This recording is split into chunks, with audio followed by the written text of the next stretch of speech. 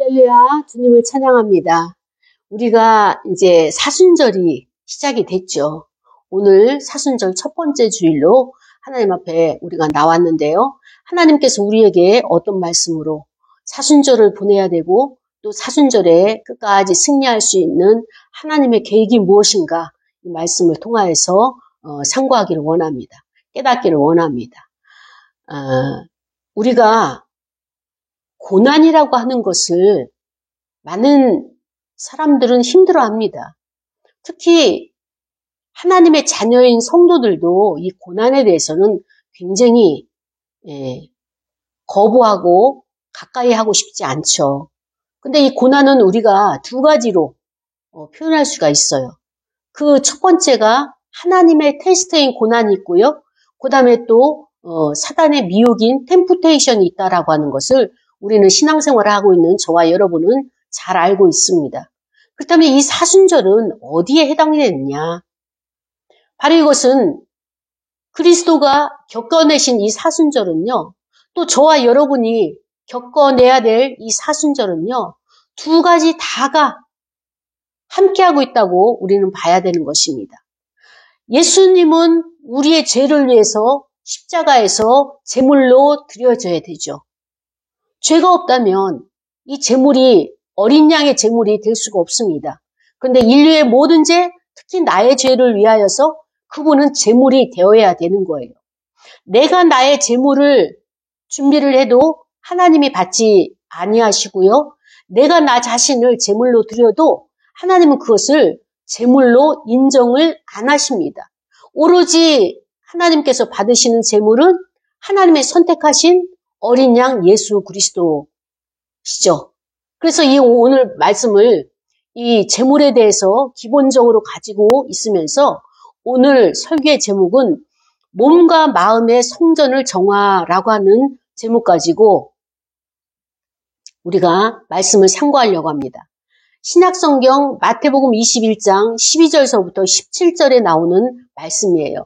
이 본문의 말씀은 바로 성전에서 들어가서 성전 안에 있는 모든 매매하는 사람들을 예수님이 내쫓으시는 거예요. 성전을 정화시키는 거죠. 그리고 돈 맛보는 상인들과 그 다음에 비둘기 파는 사람들을 그 의자들 둘러 엎으시는 장면이 나옵니다. 그리고 그들에게 말씀하십니다. 내 집은 만민이 기도하는 집인데 어떻게 이렇게 강도의 소굴로 만들 수 있느냐? 라고 하면서 예수님께서 거기에서 거룩한 분노를 일으키시죠.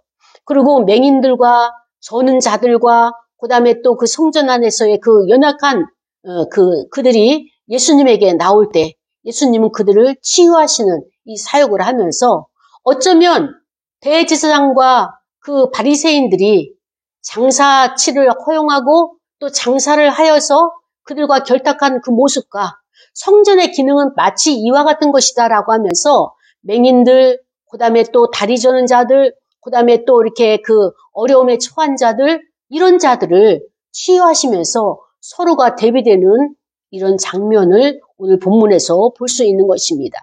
그럴 때 이 대제사장들과 서기관들이 어떻습니까? 이해할 수 없는 거예요. 왜냐하면은 어린아이들이 호산나 다윗의 자손이여 하면서 그 성전에서 예수님을 찬양하는 거예요. 찬송하는 거예요. 그러니까 이 아이들이 뛰어다니면서 호산나 다윗의 자손이여 호산나 다윗의 자손이여 노래를 부르니까 이 거룩한 성전에서 그 다음에 또 이렇게 어린아이가 아니라 성인들이 와서 제사를 드려야 될 엄숙한 이 공간에 어린아이들이 뛰어다니면서 다윗의 자손이여 호산나 호산나 다윗의 자손이여 이렇게 소리를 내면서 찬양하니까 노래하니까 이 대제사장과 서기관들은 머리가 아픈 거예요. 골치가 아픈 거예요. 그래서 이해할 수가 없는 거예요. 저들이 하는 일이 이상한 일이라고 이렇게 표현을 하는 것을 보아서 그 세계에 대해서 호산나 다윗의 자손이여라고 하는 그 세계에 대해서 대제사장과 서기관들은 아직 알지 못하는 그런 종교 행위를 하고 있는 것을 볼 수 있다라고 우리가 말할 수 있어요. 예수 그리스도를 아는 자들은 어떻습니까?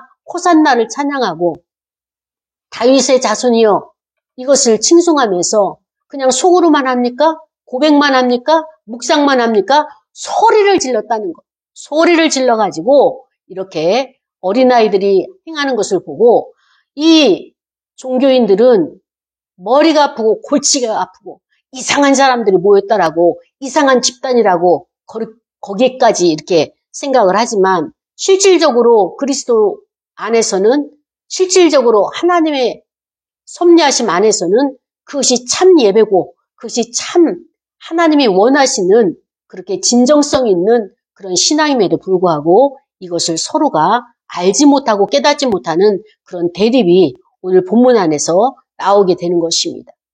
그때 예수님께서는 사역을 마치시고 저녁이 되어서 그 성을 예루살렘 성전을 떠나서 베다니로 가셔서 거기에서 유하셨다라고 하는 것이 오늘 본문의 말씀입니다. 이 말씀은 바로 저와 여러분에게 주시는 하나님의 말씀이에요.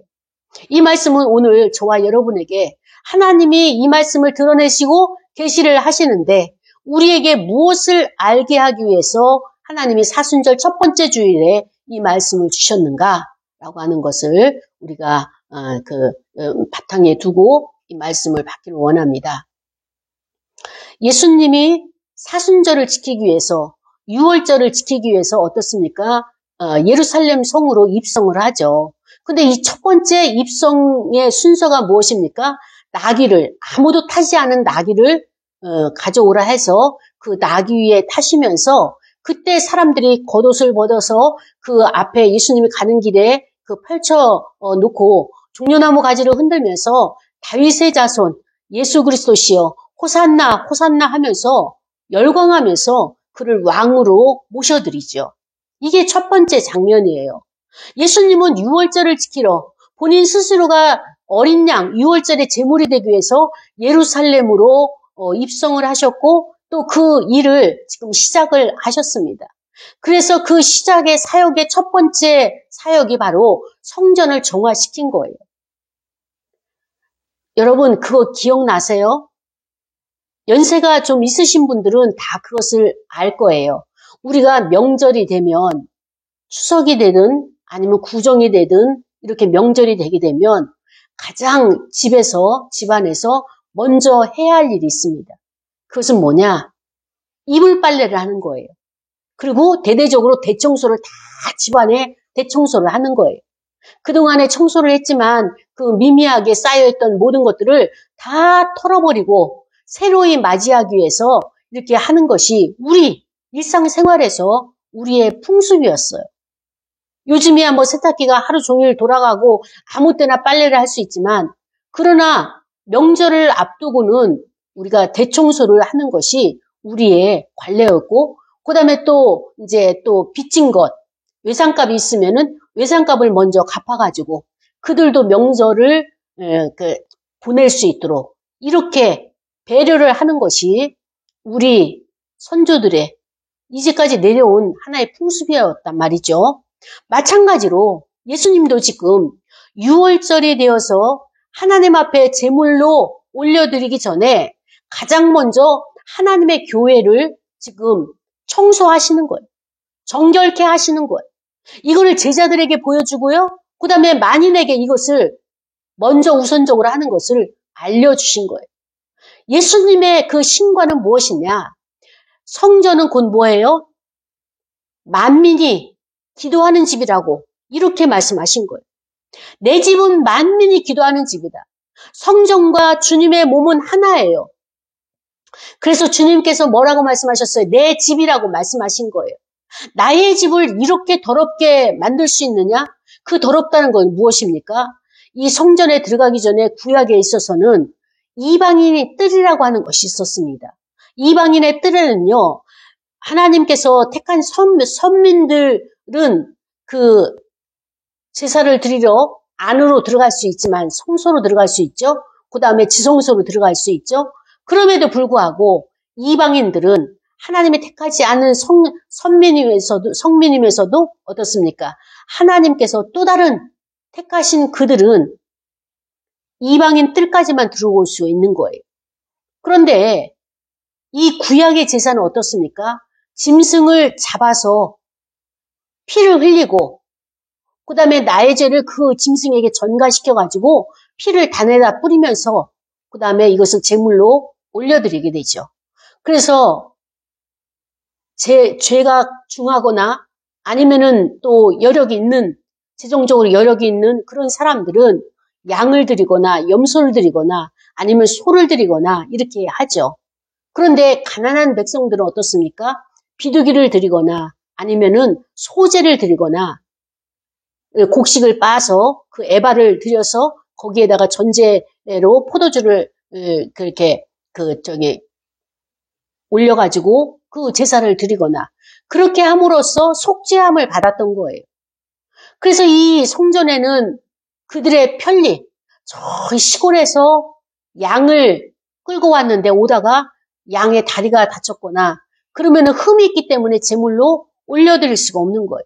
그렇다면 거기에서 제물을 살 수 있도록 그 배려를 해줬는데 그것이 이제 이방인의 뜰에서 양도 팔고 비둘기도 팔고 또 여러 가지 제물을 팔 수 있도록 했습니다.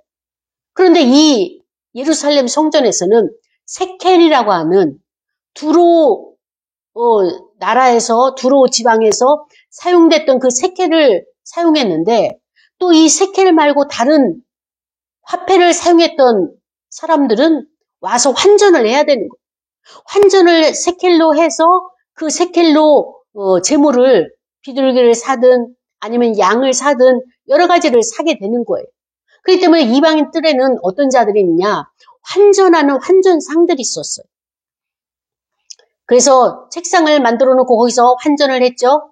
그 다음에 또 이 비둘기 제물들 파는 장사꾼들이 있었어요. 그래서 장사꾼들은 어떻습니까?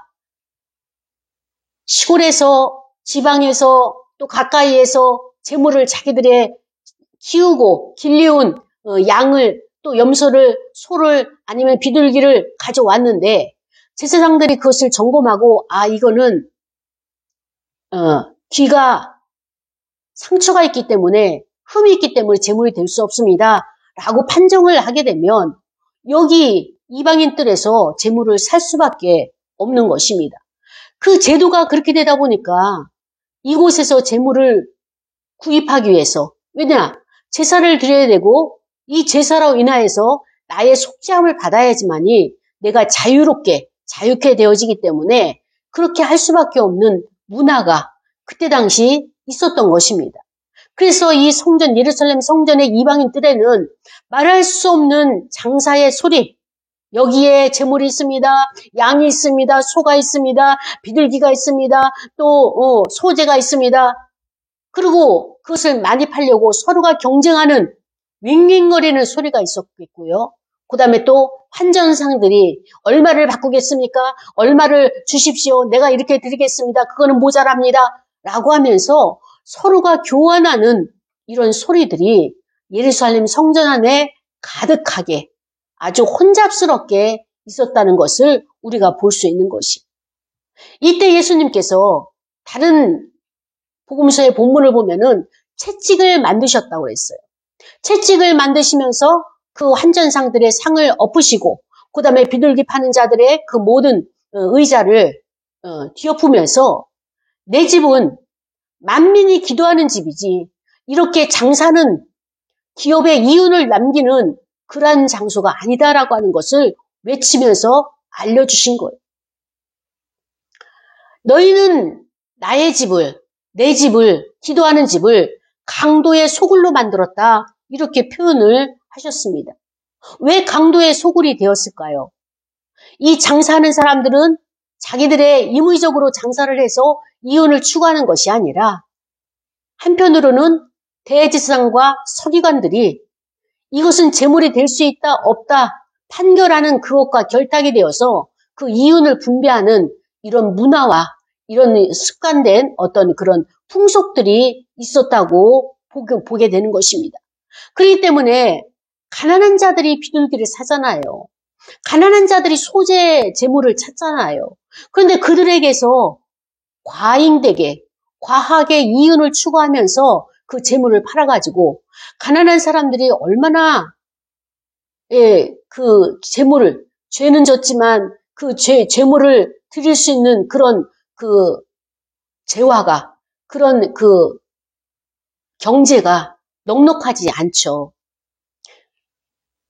일을 해가지고 하루 일당을 받아서 세금을 착출하고 또 그 착출한 것 가지고 생계를 유지하기가 식민지 생활하고 있는 이 가난한 백성들은 버거운 거예요.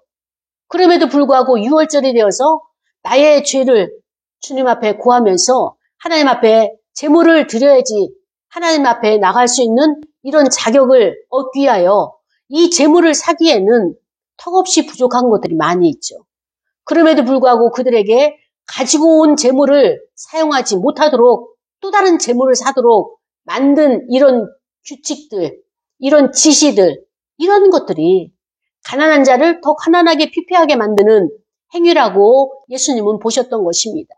그렇기 때문에 가난한 자의 주머니에서 또 다른 돈을 착출해 가는 이런 방식들, 문화들, 이것이 그의 중심에 이 법을 만든, 율법을 만든, 율법주의를 지키게 하는 이런 중심에는 아주 사악한 남의 것을 착취하려고 하는 탐욕이 있다라고 하는 것을 말씀하신 것이 바로 강도의 소굴로 이렇게 표현을 하셨던 것입니다.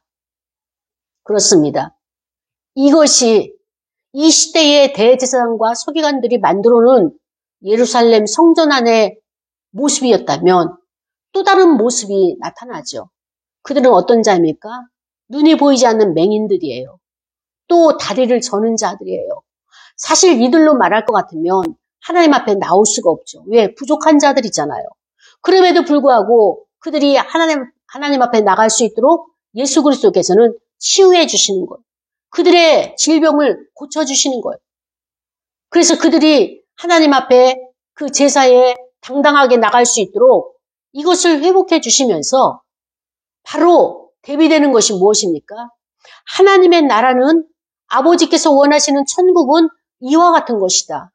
부족함이 있고 그 다음에 또 못쓰게 되고 다리 절게 되고 또 상처가 있고 여러 가지 모양으로 합당하지 않은 이런 상태에 있는 것을 온전하게 회복을 시켜서 온전하게 만들어서 하나님 앞에 올려드리는 것이 하나님께서 원하시는 진정한 예배고 진정한 제사다라고 하는 것을 예수님께서 몸소 보여주고 있는 것입니다.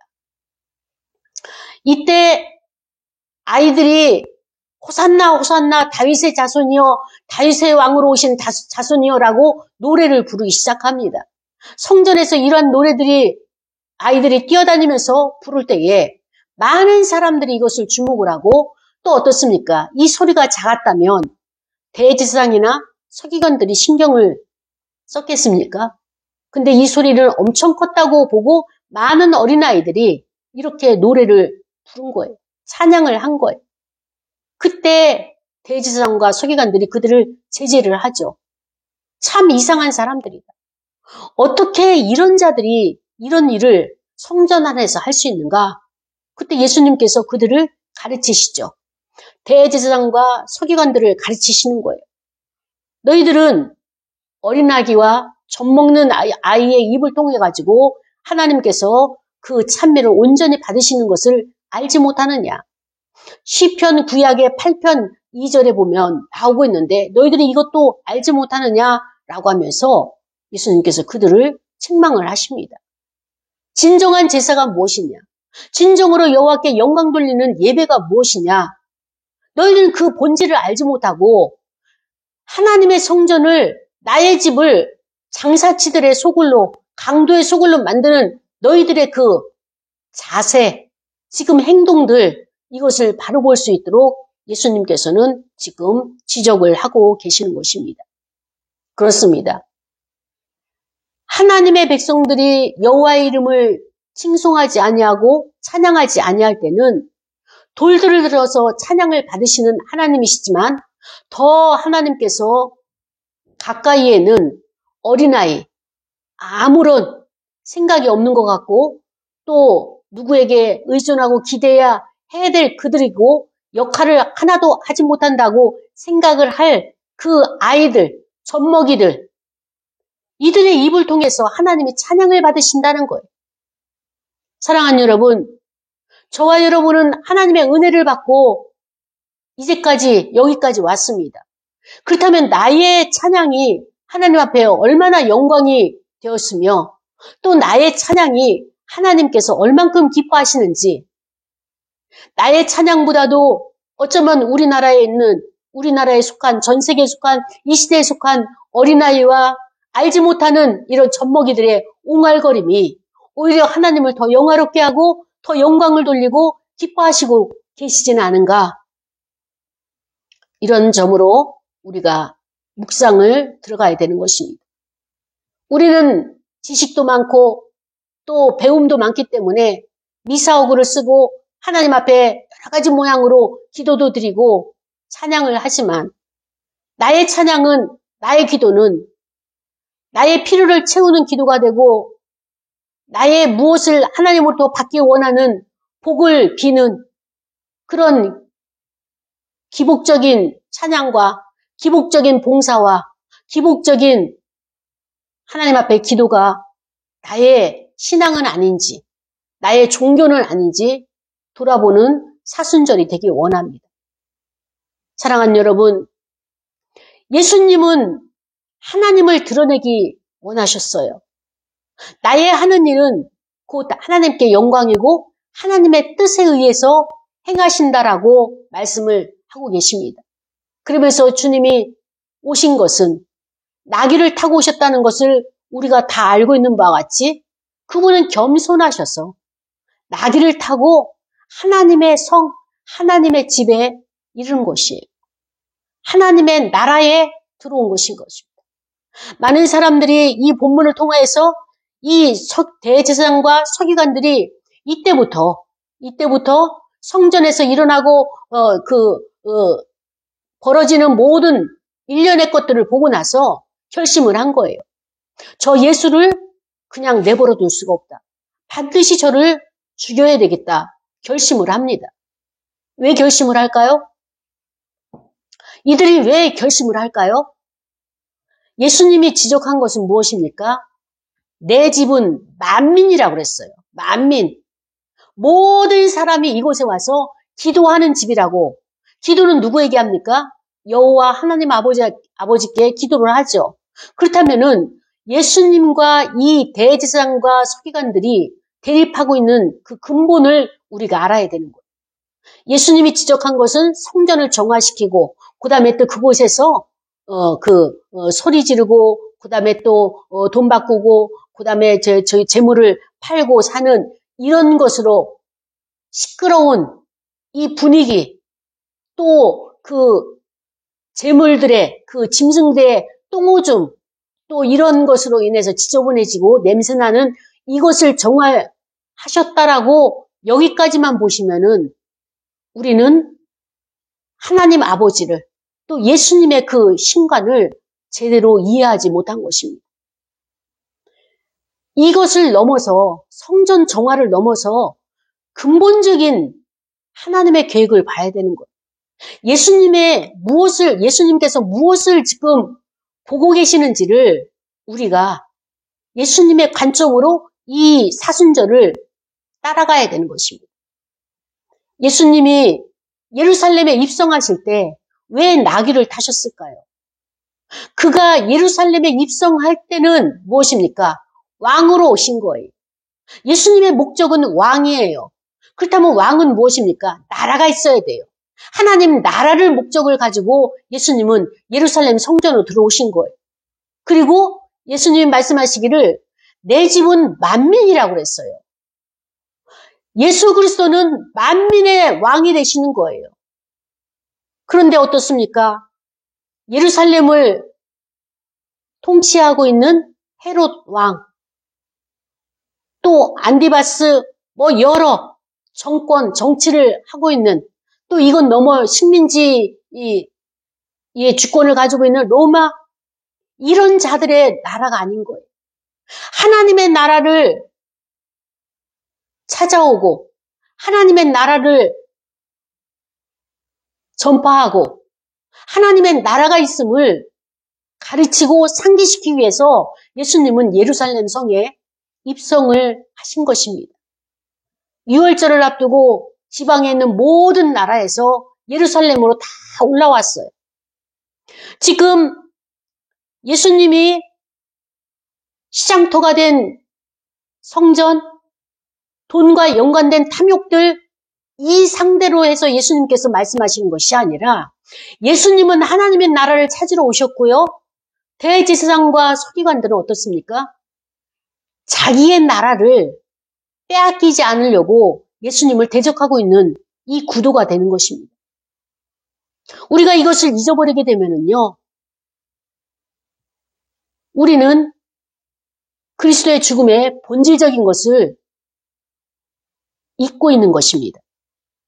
왜곡되게 우리가 종교 생활을, 종교 행위를 하고 있게 되게 되는 것입니다. 대제사장들과 서기관들은 연합이 되었어요. 같이 합세를 했어요.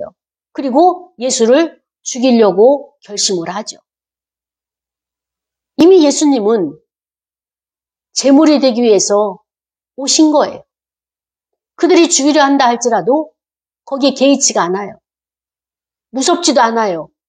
예수님의 관점은, 예수님의 마음은 오로지 하늘 아버지, 아버지의 뜻이 무엇이고 아버지께서 나에게 원하시는 것이 무엇인가, 그 섭리를 이루어드리기 위해서, 그 뜻을 이루어드리는 것이 예수님에게는 소원이었고, 그 임무가 마치게 되면 예수님은 그것으로 만족하실 이러한 분이셨습니다. 그렇기 때문에 예수님은 아버지 집을 온전케 하는 아들로서의 역할을 감당하기 위해서 예루살렘에 입성을 하신 것입니다. 사랑하는 여러분, 예루살렘 성에는 순례자들이 많았습니다. 그러나 한꺼번에 전국에서 올라오다 보니까 숙박할 수 있는 곳이 없었어요. 마리아와 요셉이 호적을 하러 예루살렘에 갔을 때 숙박할 곳이 여관에 없었잖아요. 마찬가지로 이때 예수님은 베다니 성 밖으로 나가셔서 그 나사로 마르다의 집에 유하시고 제자들과 함께 유하셨던 것을 오늘 본문을 통하여서 그들을 떠난 성 밖으로 베다니에 가서 거기서 유하시니라 라고 하는 이 17절의 말씀을 보면서 역시 예수님은 어떠셨습니까? 왕이시지만 머리 둘 곳이 없는, 처음부터 끝까지 이 땅에 정을 두지 아니하고 이 땅에 마음 두지 아니하시고 사역을 위해서 자기 자신을 헌신하신 것을, 철저하게 헌신하신 것을 볼 수 있게 되는 것입니다. 예수 그리스도는 나의 아버지 집이 이 세상의 탐욕으로, 이 세상에 따르는 자들로 인해 가지고 더러워지는 것을 볼 수 없었기에 성전을 청소하신 거예요. 근데 여기서 청소는 무엇입니까?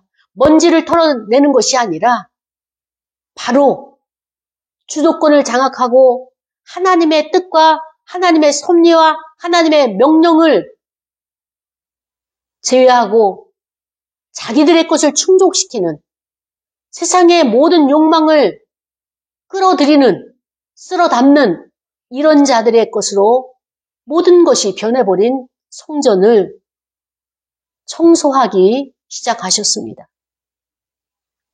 교회라고 하는 것은 두 가지 종류의 교회가 있습니다. 그 종류는 첫 번째, 보이는 교회.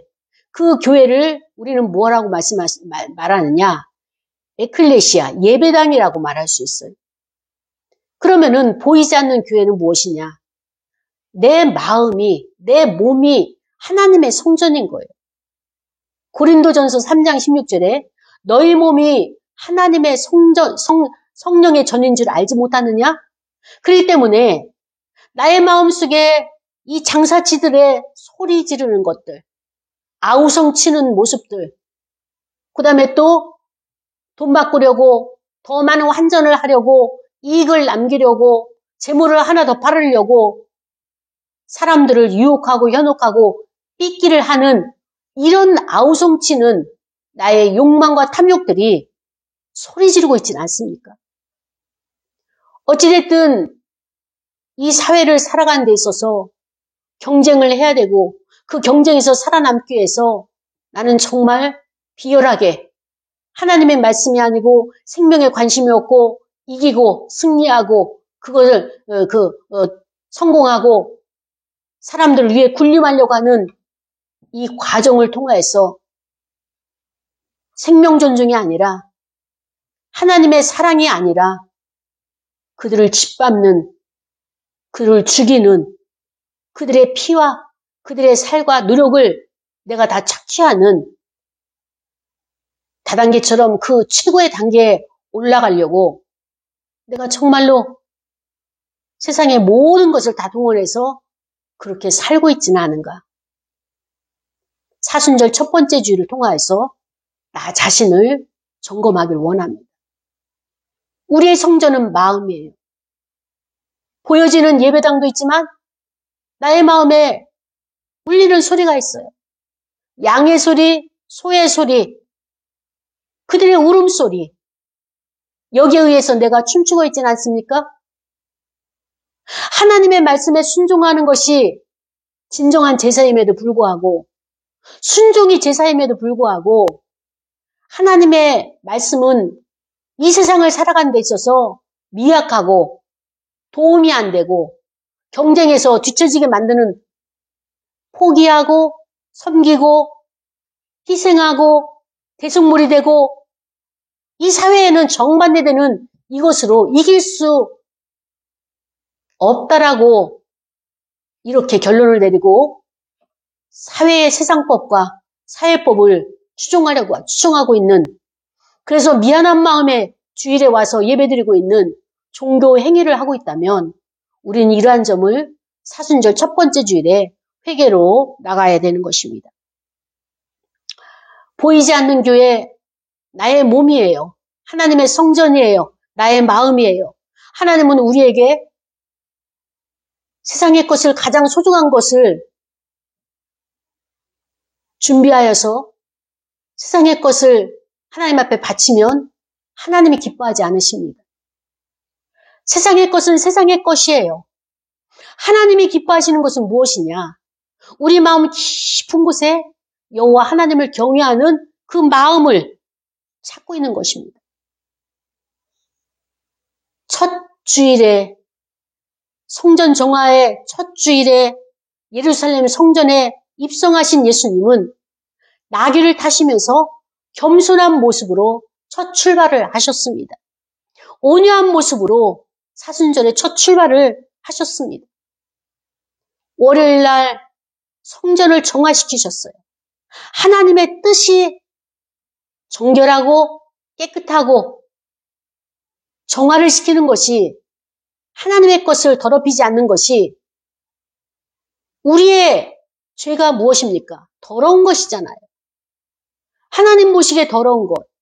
세상은 그렇게 가혹하게 우리를 잣대로 재지 않지만 하나님 앞에서는 나의 언행심사와 이 모든 생각까지도 하나님께서 아시기 때문에 이런 것을 다, 세상의 것을 내려놓고 하나님을 바라보는 것이, 이러한 자세가 되어야지만이 하나님을 만날 수 있다라고 하는 것을 우리는 본문을 통해서 심도 있게 나 자신을 바라봐야 되겠습니다. 그렇다면 나의 자세가, 나의 신앙의 상태가 어느 정도냐? 오늘 본문에서 잘 나와 있습니다. 나의 척도가 잘 나와 있어요. 어느 정도냐? 예수님을 보면 나를 볼 수가 있는 거예요. 예수님이 어느 상태입니까? 채찍을 만드셨어요. 그것으로 사람을 때린 것은 아니었어요. 짐승을 때리는 것도 아니었어요. 그러나 예수님의, 하나님의 그 성전을 정화시키는 첫 번째 신호탄이 채찍을 만드셔서 그들을 내쫓는데 사용되었던 도구가 되었던 것입니다. 예수님이 이토록 거룩한 분노를 나타내셨다는 것은, 행동으로 옮기셨다는 것은 무엇입니까? 그만큼 하나님의 뜻이 아닌 성전이 되어버렸기에 화를 내신 거예요. 이것은 바로 고스란히 나의 심령의 상태예요. 우리의 마음의 상태는 어떻습니까? 하나님의 말씀이 있음에도 불구하고 세상 것에 더 관심을 가지고 시간을 들이고 세상 것에 더 우리가 심취하고 열심을 내고 거기에 몰입하고 있는 나 자신을 보시고 예수님이 내 앞에 오셔서 이렇게 채찍을 드시면서 나에게, 저와 여러분에게 깨닫게 하시는 것. 이것이 사순절 첫 번째 날에 시작된 것입니다. 어린아이와 젖먹이에게서는 참된 진리가 있고 하나님을 찬양한다라고 그들과 같이 되어지지 않으면 나의 찬양이, 나의 신앙의 고백이 하나님께서 그렇게 받으실 수 없다라고 이렇게 척도를 말씀해주고 있는 것입니다. 사랑하는 여러분,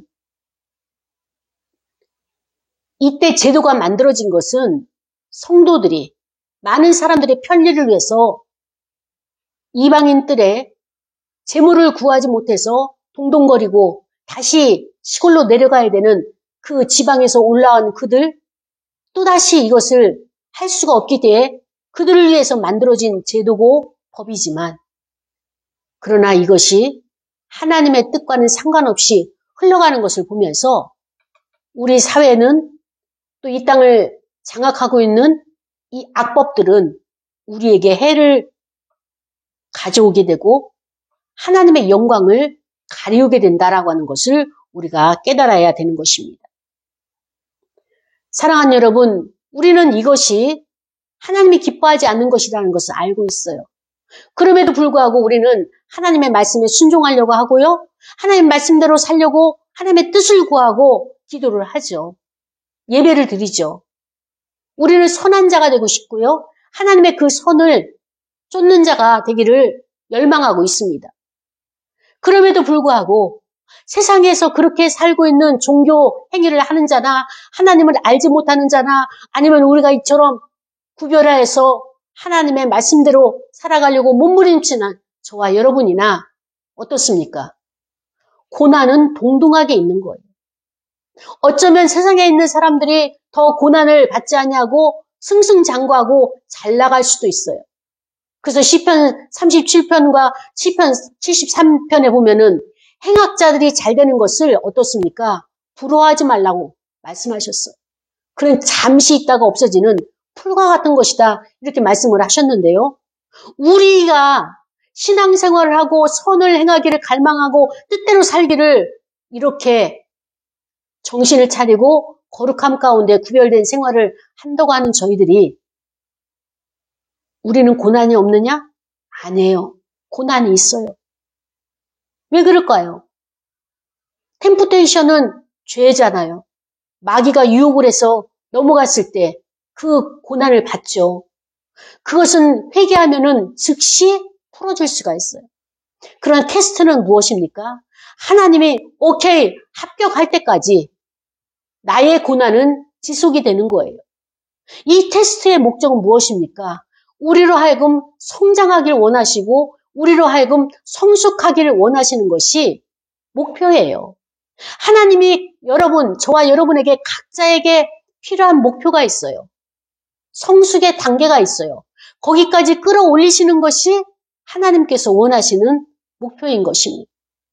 이번 사순절을 통하여서 얼마만큼 우리가 성장이 되고 얼마만큼 우리가 성숙이 되는지 그것은 우리는 알 수 없어요. 하나님은 그 목표를 갖고 계십니다. 저와 여러분의 생활 가운데서 하나님이 찾아오셔서 이 모든 성장과 성숙의 단계로 인도하실 것입니다. 여러분, 두려워하지 마십시오. 겁먹지 마십시오.